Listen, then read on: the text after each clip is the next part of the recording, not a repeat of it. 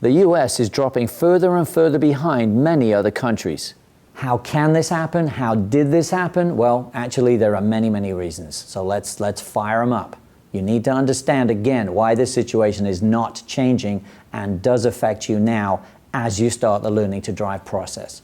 The US has a driving test that is way too easy. You need to understand that passing it says very little about someone's ability to drive safely.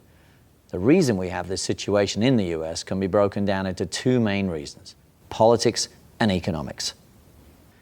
The politics mainly involves the voters wanting the convenience and freedom to have 14, 15 or 16-year-olds driving. If the current US driving test was made as difficult as it is in many other countries, then people would take much longer to pass. And people taking longer to pass the driving test brings us directly to economics.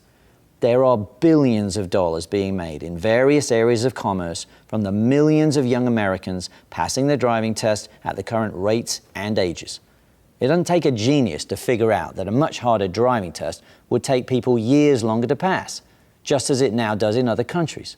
Sadly, the current realities of political and economic pressures mean we will not get the much harder driving tests we need, despite the fact that it would save thousands of lives every year.